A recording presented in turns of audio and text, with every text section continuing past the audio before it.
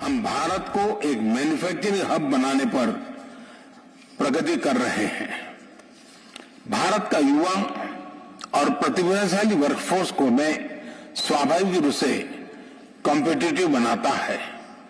इस वर्ष भारत की अर्थव्यवस्था में 7.5% वृद्धि की आशा है, जो विश्व की बड़ी इकोनॉमीज में सबसे अधिक होगी। हमारे पीपल सेंट्रिक डेवलपमेंट मॉडल में टेक्नोलॉजी के उचित उपयोग पर भी बहुत फोकस दिया जा रहा है। हम प्रत्येक सेक्टर में इनोवेशन का समर्थन कर रहे हैं।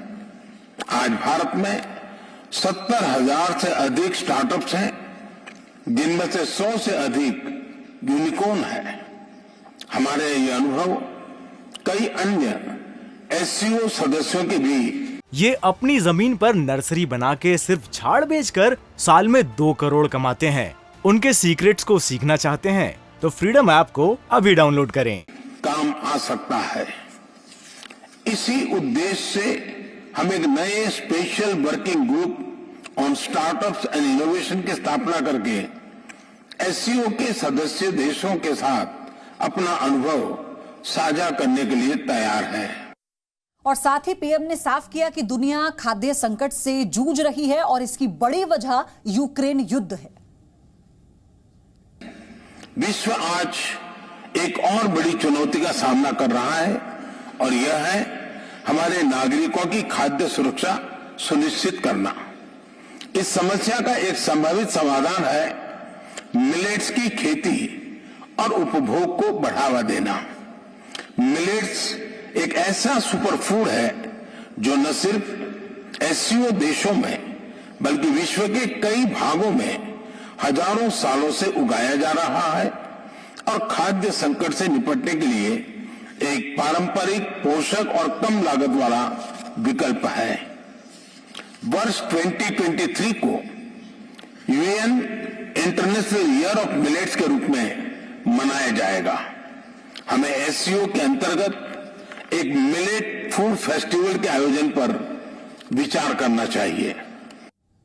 मेरे सहयोगी ब्रह्मप्रकाश दुबे जो लगातार समरकंद से बड़ी कवरेज कर रहे हैं और साथ ही अचल मल्होत्रा पूर्व राजनयिक हमारे साथ जुड़े हैं। ब्रह्मप्रकाश, जिस तरह से प्रधानमंत्री ने अपने संबोधन में इस बात का जिक्र किया है कि कोविड के बाद अगर भारत इस तरह से अर्थव्यवस्था को मजबूत कर सकता है तो और जो लक्ष्य है वो मुश्किल नहीं होंगे।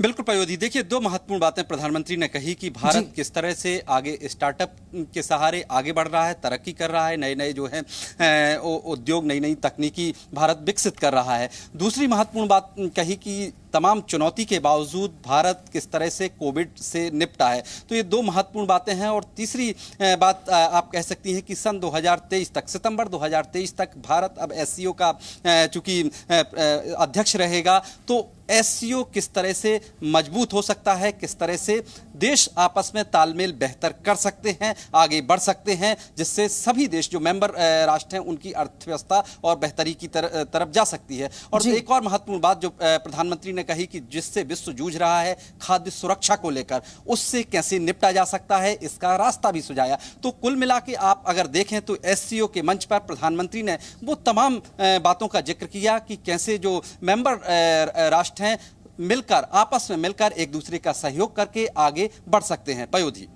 बिल्कुल। अचल मल्होत्रा सर, आपसे भी ये जानना चाहेंगे, जिस तरह से अर्थव्यवस्था को लेकर प्रधानमंत्री ने कहा 7.5% इजाफा हुआ, ब्रिटेन को हमने पीछे छोड़ा हाल ही में, तो ये एक कितनी बड़ी उपलब्धि है। और साथ ही आज इस इंटरनेशनल फोरम पर जब प्रधानमंत्री ने बोला और अर्थव्यवस्था में इजाफे की बात कही तो वो कॉन्फिडेंस साफ दिख रहा था कि जब हम बात करते हैं सुपर लीडर और सुपर पावर की।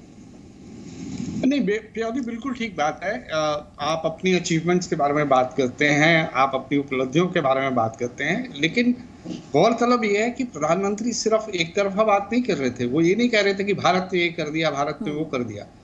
वो ये कह रहे थे कि भारत कौन से इंपॉर्टेंट एरियाज है जिसमें रीजनल और ग्लोबल चुनौतियों को सामना करने के लिए सुझाव दे सकते हैं। अगर उन्होंने फूड सिक्योरिटी की बात करी तो उन्होंने एक अल्टरनेटिव सुझाया कि मिलेट की खेती होनी चाहिए और एससीओ के फॉर्मेट में एक मिलेट फूड फेस्टिवल होना चाहिए। अगर उन्होंने कनेक्टिविटी की बात करी तो उन्होंने ये कहा कि जितने भी मेंबर स्टेट्स हैं सबको दूसरे मेंबर स्टेट्स को ट्रांजिट राइट्स देने चाहिए। ये सीधा सीधा पाकिस्तान की तरफ डायरेक्टेड है, क्योंकि पाकिस्तान हमें अफगानिस्तान पहुंचने के लिए, अपना ट्रेड करने के लिए ट्रांजिट राइट्स नहीं दे रहा है। इसी तरह जब उन्होंने स्टार्टअप्स की बात करी, ये बताया कि हमारे देश में कितने स्टार्टअप्स शुरू हुए हैं, तो उन्होंने ये कहा कि इससे एससीओ के मेंबर स्टेट्स को भी फायदा हो सकता है, और उन्होंने इस संदर्भ में एक जॉइंट वर्किंग ग्रुप की स्थापना करने का सुझाव भी दिया। तो कहने का मतलब ये नहीं है कि ये सिर्फ उन्होंने अपना गुणगान करने के लिए इस फोरम को इस्तेमाल किया जी। उन्होंने रेजिलिएंट, जब उन्होंने बात करी रेजिलिएंट सप्लाई चेन्स की, तो ये भी एक किस्म से हल्का सा इशारा चाइना की तरफ भी था। इवन फूड सिक्योरिटी के लिए भी एक किस्म से आप कह सकते हैं इनडायरेक्टली रशिया से अपील करी कि आप अब ऐसा कुछ काम नहीं करिएगा कि जिसमें आपका नाम आए कि आपने। सर, इसको ऐसे समझ सकते हैं ना कि ये मैसेज पाकिस्तान और चीन जिसका जिक्र आपने किया उनके लिए भी था कि जब बात हम ये कहते हैं, जब इंटरनेशनल फोरम पर होते हैं और बात जब बड़े मुद्दों की होती है तो सबको साथ आना होगा। आप एक फोरम का हिस्सा हैं तो उसमें आपको अपना योगदान देना होगा।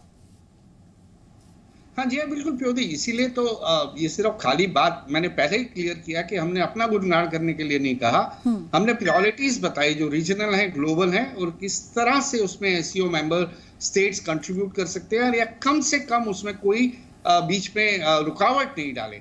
जैसे आप कनेक्टिविटी के लिए बहुत जरूरी है, और या ट्रेड इन्वेस्टमेंट्स बढ़ाने के लिए आपका बहुत जरूरी है कि ट्रांजिट राइट्स होने चाहिए। ये डायरेक्टली पाकिस्तान पे हिट करता है। बहुत ही सदे हुए ग्लोबल ओवरऑल कॉन्टेक्स्ट में कहा उन्होंने। और सप्लाई चेन्स हम जानते हैं कि काफी दुनिया जो है चाइना से आने वाली चीजों पे सप्लाई चेन्स की डिसरप्शन अगर होती है तो उससे पूरी दुनिया की अर्थव्यवस्था पे उसका असर पड़ता है, और जाहिर है रीजनल भी पड़ता है। हम उसे एड्रेस करने के लिए आत्मनिर्भर प्रोग्राम लेके चल रहे हैं, लेकिन समय लगेगा इन चीजों से। सर, लेकिन मैं इसी बीच एक और चीज आपसे समझना चाहती हूँ, फिर मैं ब्रह्म प्रकाश के पास जाऊंगी। जब हम बात पाकिस्तान की करते हैं, क्योंकि वो पुराना सदस्य रहा है इसीलिए, लेकिन अभी जो पाकिस्तान के हालात हम अर्थव्यवस्था के लिहाज से देख रहे हैं, सुरक्षा के लिहाज से देखते हैं, हम सस्टेनेबल डेवलपमेंट की बात करते हैं, तो इसे आप कैसे देख रहे हैं? क्योंकि वो अगर चैलेंज की हम बात करें पाकिस्तान को लेकर किसी भी तरह के, तो वो तो हमारे लिए ना के बराबर है। नहीं, देखिए, पाकिस्तान हमारे लिए चैलेंज नहीं है, और हमें अगर आप उस परिप्रेक्ष्य में जाइए, बैकग्राउंड में जाइए कि पाकिस्तान एससीओ का सदस्य कैसे बना जी।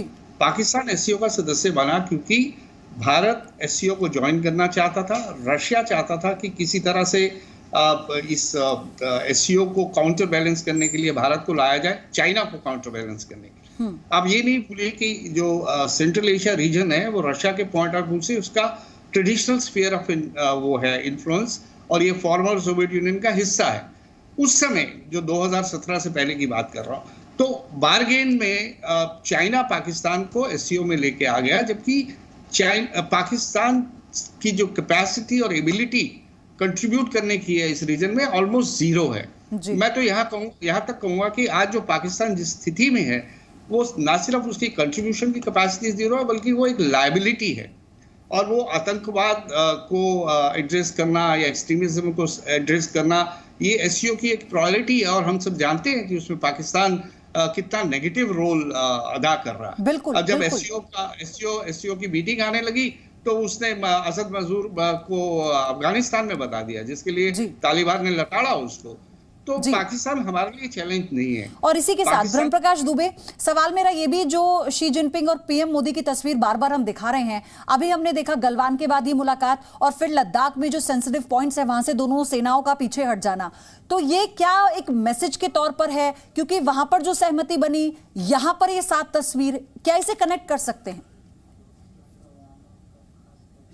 बिल्कुल, देखिए पयोधी, मैं बताऊं आपको कि अभी मैं कुछ देर पहले यहाँ भारतीय एम्बेसडर मौजूद थे, तो उनको उस तस्वीर को लेकर बात कर रहा था कि आखिर इसमें किस तरह से, किस ऑर्डर में नेता क्यों खड़े हुए हैं। क्योंकि पहले में तो कहा गया था पहली फोटोग्राफ्स में कि चूंकि रशियन अल्फाबेटिक ऑर्डर से ये नेता खड़े किए गए हैं, तो इसमें इस तरह से क्यों चुना है। तो उनके भी वो चीज़ें समझ में नहीं आ रही थी। बोले कि शायद मेजबान कंट्री ने, चूंकि फ्लैग आप देखिए कि जहाँ जहाँ लीडर खड़े हैं उसके पीछे फ्लैग लगा है, और मेजबान कंट्री तय करता है कि फ्लैग किस तरह से वो लगाया जाए। तो हो सकता है कि मेजबान कंट्री ने एशिया की दो बड़ी ताकतों को एक साथ खड़ा करने के लिए इस तरह से किया हो। हालांकि पूरी जानकारी 5:30 बजे जो हमारे विदेश सचिव हैं वो इस पर और विस्तृत जानकारी देंगे कि आखिर ये सारी चीजें क्यों हुई, क्या और रूस के राष्ट्रपति के साथ आगे और क्या बातचीत हो सकती है। लेकिन इसके मायने ये जरूर निकाले जा सकते हैं कि देखिए भारत और चीन एशिया की दो बड़ी ताकत हैं और एससीओ में इस संगठन में अगर मेजबान कंट्री के लिहाज से देखें तो वो भी ये चाहते हैं कि दोनों ये ताकत अगर आपस में तालमेल बनाकर चलें तो इस जो ऑर्गेनाइजेशन है पूरा ये और बेहतर कर सकता है। ये अपनी जमीन पर नर्सरी बना के सिर्फ झाड़ बेचकर